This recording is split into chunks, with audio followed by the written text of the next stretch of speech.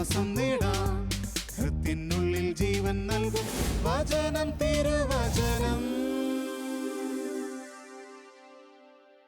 ദൈവപിതാവിൻ്റെ സ്നേഹവാത്സല്യവും ക്രിസ്തുവിൻ്റെ കൃപാകടാക്ഷവും പരിശുദ്ധാത്മാവിൻ്റെ നിറവും നിങ്ങളിൽ സമൃദ്ധമായി ഉണ്ടാകട്ടെ. എല്ലാവർക്കും ഒന്നാമതാകാനാണ് ഇഷ്ടം. തോൽക്കാൻ ആർക്കും മനസ്സില്ല. അമ്മയുടെ ഉദരത്തിലായിരിക്കെ കുഞ്ഞാഗ്രഹിക്കുന്നത് വളരാനാണ്.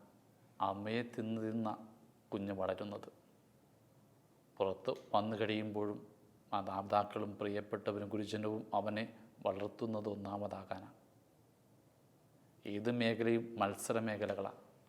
മതമായാലും കളിയായാലും ഏത് മാധ്യമങ്ങളെടുത്താലും എവിടെയും മത്സരങ്ങളാണ്, ഒന്നാമതാകാനുള്ള വേദികളാണ്. ഓർക്കുന്നത് മത്തായിയുടെ സുവിശേഷം 20-ാം അധ്യായമാണ്. എല്ലാവരും പ്രതീകമായിട്ടൊരമ്മ കടന്നു വരുന്നു യേശുവിൻ്റെ അടുത്തേക്ക്. യോഹന്നാൻ്റെയും യാക്കോബിൻ്റെയും അമ്മ.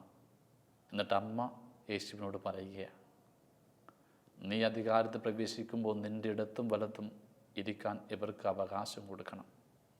ശിഷ്യന്മാരിൽ ഇവരെ നീ ഒന്നാമതാക്കണം. സ്വന്തം മക്കളെക്കുറിച്ച് സ്വപ്നം കണ്ട, ഭാവിയെക്കുറിച്ച് ആശങ്കപ്പെട്ട ഒരു അമ്മയുടെ ആഗ്രഹമാണ് ഇത്. ഈ ലോകത്തിൻ്റെ ആഗ്രഹം തന്നെയാണ്, നമ്മുടെ മാതാപിതാക്കളുടെ ആഗ്രഹം തന്നെയാണ്. ഈ അമ്മയെ എങ്ങനെ കുറ്റപ്പെടുത്താൻ പറ്റും?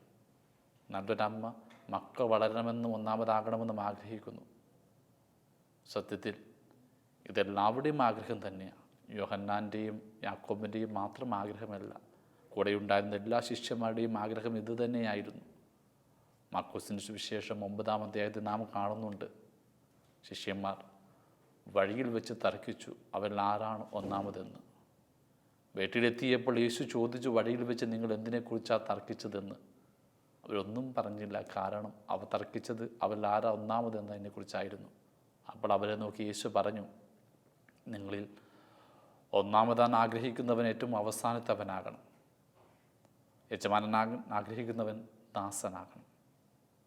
അതെ, ഈ ശിഷ്യന്മാരെ പോലെ നമ്മളും നിത്യമായി വീട്ടിലേക്ക് എത്തുന്നത് വരെ ഈ ഭൂമിയിലെ യാത്രയിൽ തർക്കത്തില്ല. ഒന്നാമതാകാൻ, മുൻപന്തിയിലെത്താൻ. ഒടുവിൽ ഈ യാത്ര അവസാനിക്കും. നിത്യതയുടെ ഭവനത്തിലെത്തുമ്പോൾ യേശു നമ്മോടും ചോദിക്കും, ഈ ഭൂമിയിലെ യാത്രയിൽ നിങ്ങൾ എന്തിനെക്കുറിച്ചാണ് തർക്കിച്ചത്? അപ്പോൾ നമുക്കും ഒന്നും പറയാൻ പറ്റില്ല. കാരണം ഈ ജീവിതമെന്നത് ഒരു മത്സരമാണ്, ഒരു യുദ്ധക്കളമാണ്, ഒന്നാമതാകാനുള്ള യുദ്ധക്കളം.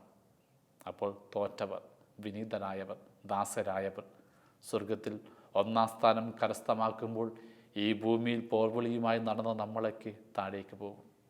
നമ്മുടെ മുമ്പിൽ ഭിക്ഷയാചിച്ചെത്തിയ യാചകനും, നമ്മുടെ തോട്ടം വൃത്തിയാക്കിയ കൃഷിക്കാരനും, നമുക്ക് വേണ്ടി അധ്വാനിച്ച അടിമയുമൊക്കെ നിത്യതയിൽ ഉന്നതമായ സ്ഥാനം കരസ്ഥമാക്കുമ്പോൾ ജയിച്ചു എന്ന് അഹങ്കരിക്കുന്ന നമ്മളൊക്കെ പരാജയപ്പെടും. ബൈബിൾ തരുന്നൊരു സത്യം കൂടിയാണത്. ജയിക്കാൻ, ഒന്നാമതാകാൻ മോഹിച്ചവരൊക്കെ വീണുപോയ കഥകളാണ് ബൈബിൾ നമുക്ക് പങ്കുവയ്ക്കുന്നത്. നോർത്തു നോക്കുക, പരദേശീയ ദൈവം എല്ലാ സമൃദ്ധിയും കൊടുത്ത് ആദ്യ മാതാപിതാക്കളെ വളർത്തി. എല്ലാ സമൃദ്ധിയുടെയും നടുവിലാണ് അവർ ജീവിച്ചത്. എന്നിട്ടും അവർക്കൊരു മോഹം ദൈവത്തെ പോലെയാകാൻ. അതുകൊണ്ടാണ് ജ്ഞാനവൃക്ഷത്തിൻ്റെ ഫലം ഭക്ഷിച്ചത്. ഒന്നാമതാകാൻ ആഗ്രഹിച്ചതുകൊണ്ട് അവർ ഏറ്റവും അവസാനത്തവരായി. അപർദീസയുടെ സ്വപ്നഭൂമിയിൽ നിന്ന് നമ്മൾ താഴേക്ക് വീണത് ആദിമോഹത്തിൽ നിന്ന ആദ്യ ഭാഗം ഒന്നാമതാകാനുള്ള ആഗ്രഹത്തിൽ നിന്നുണ്ടായതാണ്. പിന്നെ അവരുടെ മക്കൾ കായലിനെടുക്കുക, ആബേലിനെടുക്കുക. രണ്ടുപേരും ദൈവത്തിന് മുമ്പ് ബലിയർപ്പിച്ചു. ആബേലിൻ്റെ ബലി ദൈവം സ്വീകരിച്ചു, കായലിൻ്റെ സ്വീകരിച്ചില്ല. കാരണം എന്താ? അവൻ്റേത് മോശപ്പെട്ട ബലിയായിരുന്നു. പക്ഷേ തൻ്റെ സഹോദരൻ്റെ ബലി സ്വീകരിച്ചപ്പോൾ ദൈവത്തിന് മുമ്പിൽ താൻ ഒന്നാമതല്ല എന്ന തിരിച്ചറിവിൻ്റെ ഇരുട്ട് അവൻ്റെ ഉള്ളിൽ അസൂയായിട്ട് മാറി. സ്വന്തം സഹോദരനുള്ള അസൂയ വളർന്ന അവൻ സ്വന്തം സഹോദരൻ്റെ കൊലപാതകിയായിട്ട് മാറിയത്. ആദ്യ പാപം ഒന്നാമതാനുള്ള ആഗ്രഹമാണെങ്കിൽ ആദ്യ കൊലപാതകവും ഒന്നാമതാനുള്ള ആഗ്രഹത്തിൽ നിന്നുണ്ടായതാണ്. ഈ ലോകത്തിലെ എല്ലാ യുദ്ധവും, എല്ലാ പ്രശ്നങ്ങളും, എല്ലാ തർക്കങ്ങളും ഈ വലിയവരാകാനുള്ള മോഹത്തിൽ നിന്നുണ്ടാകുന്നതാണ്. ഓർത്ത് നോക്കുക, ആകാശത്തോളം ഉയരമുള്ള ബാബേൽ ഗോപുരം ഒരു ജനം ഉണ്ടാക്കാൻ ആഗ്രഹിച്ചത് എന്തിനാ? ദൈവത്തോളം ഉയരാനാണ്. അവരുടെ അഹന്ത കണ്ട് ആ ബാബേൽ ഗോപുരത്തെ ദൈവം ചിതറിക്കുന്നുണ്ട്. അവരുടെ ഭാഷ ഛിന്ന ഭിന്നമാക്കുന്നുണ്ട്. അതുവരെയും ഒരേ ഭാഷ സംസാരിച്ചവർക്ക് പരസ്പരം മനസ്സിലാക്കാത്ത ഭാഷ കൈവന്നു. അവ ചിഹ്ന ചിഹ്നമായി പലവിധ ഗോത്രങ്ങളായിട്ട് മാറി. നമ്മുടെ കുടുംബത്തിൽ ഒന്ന് എടുക്കുക. ഒരേ ഭക്ഷണം കഴിച്ചിട്ട് ഒരേ കിടക്കി ഒന്നിച്ച് ജീവിച്ചിട്ട് എന്തുകൊണ്ടാണ് അവർക്ക് പരസ്പരം മനസ്സിലാക്കാൻ പറ്റാത്തത്? കാരണം അവരുടെ മധ്യ അഹന്തയുടെ ഏതോ അദൃശ്യമായ പാപിൽ ഗോപുരമുള്ളത് കൊണ്ടാണ്. ഓർക്കുകയാണ്, ഒരു കൊച്ചുകുട്ടി കാലത്ത് ഹിസ്റ്ററി പഠിച്ചുകൊണ്ടിരിക്കുക. അതിനിടയിൽ അവനൊരു സംശയം ഉണ്ടായി, എങ്ങനെയാണ് യുദ്ധമുണ്ടാകുന്നത്? അടുത്തിരുന്ന ഡാഡിയോട് ചോദിച്ചു, ഡാഡി എങ്ങനെയാണ് യുദ്ധമുണ്ടാകുന്നത്? ആദ്യമായിട്ടാണ് മകൻ തന്നോട് സംശയം ചോദിക്കുന്നത്. ഡാഡിക്ക് സന്തോഷമായി. ഉടനെ തൻ്റെ പത്രമൊക്കെ മറച്ചു വെച്ചുകൊണ്ട് അവനെ പഠിപ്പിക്കാൻ തീരുമാനിച്ചു. മോനെ, ഉദാഹരണമായിട്ടും ഇംഗ്ലണ്ടും അമേരിക്കയും തമ്മിലൊരു വാക്തർക്കമുണ്ടായെന്ന് വിചാരിക്കുക. ഇത് കേട്ട് അടുക്കളയിൽ നിന്ന് മമ്മി വന്നു. കേട്ടതും എതിർത്തുകൊണ്ട് പറഞ്ഞു, അതെങ്ങനെ സംഭവിക്കും? അമേരിക്കയും ഇംഗ്ലണ്ടും സഹോദര രാജ്യം, അവർക്കിടയിൽ ഒരിക്കലും വാക്തർക്കം ഉണ്ടാകില്ല. അത് കേട്ട് ഡാഡിക്ക് ഇഷ്ടപ്പെട്ടില്ല. ഉടനെ പറഞ്ഞു, ഞാനൊരു ഉദാഹരണം പറഞ്ഞത് എങ്ങനെയാണ് യുദ്ധമുണ്ടാകുന്നതെന്ന് പഠിപ്പിക്കാൻ. ഉടനെ മമ്മി പറഞ്ഞു, ഉദാഹരണം പറയുമ്പോൾ നല്ല ഉദാഹരണം പറയണം, അല്ലെങ്കിൽ മകനെ തെറ്റിദ്ധരിപ്പിക്കുക, അത് ശരിയല്ല. അതുകൂടി കേട്ടപ്പോൾ ഡാഡിക്ക് എന്തെന്നില്ലാത്ത ദേഷ്യം വന്ന് ചാടി എഴുന്നേറ്റിട്ട് പറഞ്ഞു, ഇപ്പോൾ നീ പറയുന്നത് മാത്രം ശരി, ഞാൻ പറയുന്നത് തെറ്റ്, ഇന്ന് ഞാൻ സമ്മതിക്കില്ല. പതിയെ പതിയെ വാക്തർക്കം അവർക്കിടയിലായി. പരസ്പരം കലഹിക്കാൻ ആരംഭിച്ചു. പാത്രം തകർക്കേണ്ട അവസ്ഥ എത്തിയപ്പോൾ ഈ മകൻ അവിടെ മധ്യ കടന്നു വന്നിട്ട് ഇങ്ങനെ പറഞ്ഞു, നന്ദിയുണ്ട് ഡാഡി, നന്ദിയുണ്ട് മമ്മി, ഇപ്പോൾ എനിക്ക് മനസ്സിലായി എങ്ങനെയാണ് യുദ്ധമുണ്ടാകുന്നതെന്ന്. അതെ, കൊച്ചു കൊച്ചു വാക്തർക്കങ്ങൾ പെരുകി പെരുകി വലിയ യുദ്ധഭൂമിയായിട്ട് നമ്മുടെ വീടൊക്കെ മാറിക്കൊണ്ടിരിക്കുക. ആർക്കും തോൽക്കാൻ മനസ്സില്ല, ആർക്കും കീഴടങ്ങാൻ മനസ്സില്ല. അഹന്ത പെരുകി പെരുകി വരികയാണ്. സെന്റ് അഗസ്റ്റിൻ പറയുന്നുണ്ട്, ക്രിസ്ത്യാനികൾക്ക് വേണ്ടത് 3 പുണ്യങ്ങളാണ്. ആദ്യത്തെ പുണ്യം എളിമയാണ്, രണ്ടാമത്തെ പുണ്യം എളിമയാണ്, മൂന്നാമത്തെ പുണ്യം എളിമയാണ്. അതെ, ക്രൈസ്തവ പുണ്യങ്ങളുടെ സ്ഥായി ഭാവം എളിമയാണ്. തോൽക്കാനും എളിമപ്പെടാനുമുള്ള മനസ്സ ക്രൈസ്തവ ജീവിതത്തിൻ്റെ സൗന്ദര്യം. പലപ്പോഴും നമുക്ക് കഴിയാറില്ല. ജീവിതം മുഴുവൻ ഒരു യുദ്ധമായിട്ട് മാറിക്കൊണ്ടിരിക്കുന്നു, മത്സരവേദിയായിട്ട് മാറിക്കൊണ്ടിരിക്കുന്നു. എല്ലാവർക്കും ഒന്നാമതാകണം. ദിനവൃത്താന്തം 2-ാം പുസ്തകത്തിൽ ഊസി എന്നൊരു രാജാവുണ്ട്. അവൻ ഇസ്രായേൽ ജനത്തിൻ്റെ രാജാവായത് അവൻ്റെ 16-ാമത്തെ വയസ്സിലാണ്. 52 വർഷം അവൻ രാജാവായിട്ട് ഭരിച്ചു. അവൻ ദൈവത്തിൻ്റെ കൽപ്പനകൾ പാലിച്ചാണ് ജീവിച്ചത്. അതുകൊണ്ട് ദൈവം അവൻ ഒരുപാട് അനുഗ്രഹിച്ചു. അവൻ്റെ കീർത്തി ഈജിപ്തിൻ്റെ അതിർത്തിയോളം എത്തുന്നുണ്ട്. ഫിലിസ്തർക്കെതിരെയും അറബേക്കെതിരെയും അവൻ യുദ്ധം ചെയ്ത് അവരെ തോൽപ്പിക്കുന്നുണ്ട്. ഒടുവിൽ അവൻ വൃദ്ധനായപ്പോൾ എപ്പോഴും അവൻ്റെ ഉള്ളിൽ ഉറഞ്ഞു കിടന്നിരുന്ന ആ അഹങ്കാരം പുറത്തു വന്നു. അവൻ വിചാരിച്ചു, ഈ കീർത്തിയേക്ക് സ്വന്തം കഠിനാധ്വാനം കൊണ്ട് കിട്ടിയതാണെന്ന്, ദൈവത്തിൻ്റെ കൃപ കൊണ്ടാണെന്ന് അവൻ അംഗീകരിച്ചില്ല. അങ്ങനെ ഒരു ദിവസം അവൻ പുരോഹിതന്മാർക്ക് മാത്രം അവകാശപ്പെട്ട ധൂപാർച്ചന ചെയ്യുവാനായിട്ട് ജെറുസലേം ദേവാലയത്തിൽ കയറി ചെല്ലുകയാണ്. അസിറിയ മുഖ്യ പുരോഹിതൻ പറയുന്നുണ്ട്, ഇത് നിന്റെ നിയോഗമല്ല, പുരോഹിതന്മാർ പ്രത്യേകം തിരഞ്ഞെടുക്കപ്പെട്ട വേണ്ടി മാത്രമുള്ള നിയോഗമാണ്. പുരോഹിതൻ ഇങ്ങനെ പറഞ്ഞിട്ടും അത് കേൾക്കാതെ അവൻ ധൂപാർച്ചന ആരംഭിച്ചപ്പോൾ വചനം പറയുന്നത് അവൻ്റെ മുഖത്ത് കുഷ്ഠം രൂപപ്പെട്ടുവെന്ന. തൻ്റെ മുഖത്ത് കുഷ്ഠം വരുന്നുവെന്ന് തിരിച്ചറിഞ്ഞവൻ ഭയത്തോടെ കൊട്ടാരത്തിലേക്ക് തിരികെ പോവുകയാണ്. ശിഷ്ടകാലം അവനൊരു മുറിയിൽ, ഇരുട്ട് മുറിയിൽ ജീവിച്ചു മരിക്കുകയാണ്. നോക്കുക, 52 വർഷം ഇസ്രായേൽ ജനത്തെ പ്രതാപത്തോടെ ഭരിച്ചവൻ, അവൻ്റെ കീർത്തി അതിർത്തിയോളം എത്തിച്ചവൻ, അഹന്ത രൂപപ്പെട്ടപ്പോൾ ഏറ്റവും മോശപ്പെട്ട ദുരന്തങ്ങളിലേക്ക് അവൻ പോയി. കുഷ്ഠരോഗിയായി ഇരുട്ടറയിൽ അവൻ ജീവിതം തള്ളിയിരിക്കേണ്ടി വന്നു. ഇത് ഏതൊരാൾക്കുമുള്ള സാധ്യതയാണ്. ഇന്ന് ദൈവത്തിൻ്റെ കൃപയുടെ കരുത്തിൽ നാം ഒരുപാട് പേര് സ്നേഹത്തിലേക്കും അനുഗ്രഹത്തിലേക്കും നയിക്കുന്ന ഒരാളായിരിക്കാം. എന്നാൽ ഇടയ്ക്കൊന്ന് ആത്മപരിശോധന ചെയ്യണം. ഈ കൃപകൾ നമ്മെ അഹന്തയിലേക്ക് എത്തിക്കുന്നുണ്ടോ? അഹന്തയുണ്ടെങ്കിൽ അറിയുക, വലിയൊരു വീഴ്ചയ്ക്ക് തൊട്ട് മുമ്പുള്ള ചേതുവികാരമാണ് അഹങ്കാരം. അത് നാം രൂപപ്പെട്ടാൽ വല്ല അഗാധമായ ഇരട്ടറയിലേക്ക് നാം വീഴുക തന്നെ ചെയ്യും. പലപ്പോഴും പലർക്കും അത് സംഭവിക്കുന്നില്ലേ? ചില പ്രേക്ഷിതരേക്ക് ഓർത്ത് നോക്കുക. ദൈവവചനത്തിൻ്റെ കണിൽ വചനം പൊക്കുഴിച്ച് അനേകരെ ദൈവസ്നേഹത്തിലേക്ക് നയിച്ചവർ പിന്നെ ഒരു ധാർഷ്ട്യത്തിലേക്ക് വരികയും തിരുസഭയ്ക്കെതിരെ ജീവിക്കുകയും ഒക്കെ ചെയ്യുന്നത് നാം കാണുന്നില്ലേ? അങ്ങനെ ഒരാളായിട്ട് നാം മാറരുത്. എളിമ സൂക്ഷിക്കുക. ദൈവം അത് ആഗ്രഹിക്കുന്നുണ്ട്. ദൈവം തിരഞ്ഞെടുക്കുന്ന ഏതൊരു വ്യക്തിയുടെയും ആദ്യത്തെ യോഗ്യത എളിമയാണ്. ഒന്നോർത്ത് നോക്കൂ, പരിശുദ്ധ അമ്മയെ ദൈവം തിരഞ്ഞെടുത്ത് എന്തുകൊണ്ടാണ്? അമ്മയുടെ സൗന്ദര്യം കണ്ടിട്ടാണോ? അമ്മയുടെ കുടുംബ പാരമ്പര്യം കണ്ടിട്ടാണോ? അല്ല, അമ്മയുടെ എളിമ കണ്ടിട്ടാണ്. അതുകൊണ്ടാണ് ഗബ്രിയേൽ ദൈവദൂതൻ, നീ ദൈവത്തിൻ്റെ മകൻ്റെ അമ്മയാകുമോ എന്ന് ചോദിച്ചപ്പോൾ ഈ കന്യകാമേരി പറഞ്ഞത്, ഇതാ കർത്താവിൻ്റെ ദാസിയെന്ന്. അതെ, വലിയൊരു നിയോഗം ലഭിച്ചപ്പോഴും അമ്മ വിധേയപ്പെട്ടു, എളിമപ്പെട്ടിട്ട് പറഞ്ഞു, ഇതാ കർത്താവിൻ്റെ ദാസി. അതായിരുന്നു സത്യത്തിൽ പരിശുദ്ധ അമ്മയുടെ യോഗ്യത. നമ്മളെ ദൈവം അസാധ്യമായ കാര്യങ്ങൾക്ക് തിരഞ്ഞെടുക്കണമെന്ന് നമുക്ക് ആഗ്രഹമുണ്ടെങ്കിൽ എളിമ നഷ്ടപ്പെടാതിരിക്കാൻ സൂക്ഷിക്കണം. ഞാൻ ഓർക്കുകയാണ്, ഞങ്ങൾ 14 പേരാണ് തിരുപ്പട്ടം സ്വീകരിച്ച് എൻ്റെ ബാച്ചിൽ പുരോഹിതരായത്. പലരും പല വഴിയിൽ അവിടെ ആത്മീയ ശുശ്രൂഷ ചെയ്യുന്നു. പക്ഷേ ആ 13 പേരേക്കാൾ ഏറെ ദൈവം എന്നെ അനുഗ്രഹിച്ചിട്ടുണ്ട്. ഒരുപാട് വചന മേഖലകൾ വചനം പ്രഘോഷിക്കാൻ, എന്തിന് ശാലോം ടിവിയിലൂടെ പോലും അനേകർക്ക് ദൈവ സന്ദേശം എത്തിക്കുവാനായിട്ട് ദൈവം എന്നെ ഒരുക്കിയിട്ടുണ്ട്. ഇത് കാണുമ്പോൾ ഇടയ്ക്ക് ഉള്ളിൽ അഹന്ത രൂപപ്പെടും. അങ്ങനെ രൂപപ്പെടുമ്പോൾ ഞാൻ വായിക്കാറുള്ളൊരു സങ്കീർത്തനമുണ്ട്, 131 സങ്കീർത്തനം. വെറും 3 വചനങ്ങളേ ഉള്ളൂ, പക്ഷെ ഒരുപാട് ആഴമുള്ള വചനം. ആരംഭിക്കുന്നത് എങ്ങനെയാണ്? എൻ്റെ ഹൃദയം അഹങ്കരിക്കില്ല, എൻ്റെ കണ്ണുകളിൽ നിഗളമില്ല. അതെ, അനിതനും അഹന്തയുടെ നടുവിൽ നാം ചൊല്ലി നമ്മുടെ ജീവിതത്തെ വിനീതമാക്കേണ്ട ഒരു വചനമാണ്. എൻ്റെ ഹൃദയം അഹങ്കരിക്കുന്നില്ല, എൻ്റെ കണ്ണുകളിൽ നിഗളമില്ല. അഹങ്കരിച്ചാൽ ജീവിതത്തിൻ്റെ പരാജയം ആരംഭിക്കുക. ഒരുപാട് പാപം മനുഷ്യർ ചെയ്യുന്നുണ്ട്. സ്വന്തം സ്വാർത്ഥതയിൽ വിഗ്രഹാരാധന പോലും ചെയ്യുന്ന മനുഷ്യരുണ്ട്. പല വിധത്തിൽ പലതിനെയും ആരാധിക്കുന്നവർ, അധികാരത്തെ, സമ്പത്തിനെ, സുഖലോലുപതയൊക്കെ ആരാധിക്കുന്ന മനുഷ്യർക്കിടയിൽ ദൈവം പൊറുക്കാത്തൊരു തെറ്റുണ്ട്, അത് വിഗ്രഹാരാധനയാണ്. എന്നാൽ അതിനേക്കാൾ കഠിനമായ ഒരാരാധനയാണ് സ്വയം ആരാധന. ആ ആരാധനയുടെ പേര് അഹങ്കാരം. നാം നമ്മെ തന്നെ പുകഴ്ത്തുന്നത്, നാം നമ്മെ തന്നെ ആരാധിക്കുന്നത് അഹങ്കാരം. അത് ദൈവം പൊറുക്കില്ല. അതുകൊണ്ട് നമുക്ക് നമ്മുടെ അഹന്തയെ എടുത്ത് മാറ്റാം, കുറേ കൂടി വിനീതരാകാം, ദൈവത്തിന് മുമ്പിൽ കീഴടങ്ങാം. ദൈവം അത് ആഗ്രഹിക്കുന്നുവെന്ന് തിരിച്ചറിയുക. പലപ്പോഴും യേശു വിളിക്കുന്ന ശിഷ്യരയ്ക്ക് എളിമയുടെ വഴി തിരഞ്ഞെടുക്കേണ്ടവരാണ്. യേശു തന്നെ നമുക്കൊരു മാതൃക കാണിച്ച് തന്നിട്ടില്ലേ? സ്വന്തം ശിഷ്യന്മാർ പരസ്പരം തർക്കിച്ചപ്പോൾ, ആരാണ് തങ്ങൾ ഒന്നാമതെന്ന് കലഹിച്ചപ്പോൾ അവിടെ മുമ്പിൽ ഒരു ദാസനെ പോലെ കടന്നു വന്നിട്ട് അവിടെ പാദം കഴുകിയിട്ട് പറഞ്ഞില്ലേ, ഞാൻ കാണിച്ചു തന്നത് നിങ്ങൾ ചെയ്യാൻ. ആരാണത് ചെയ്യുന്നത്? സത്യത്തിൽ എന്തുകൊണ്ടാണ് സഭയിൽ ഇപ്പോൾ ഇത്രമാത്രം ഡിവിഷനുകൾ, വിഭജനങ്ങൾ? ആർക്കും എളിമപ്പെടാൻ പറ്റുന്നില്ല, വിനീതനാകാൻ കഴിയുന്നില്ല, തോൽക്കാൻ മനസ്സില്ല. ദൈവം സ്നേഹമാണ്.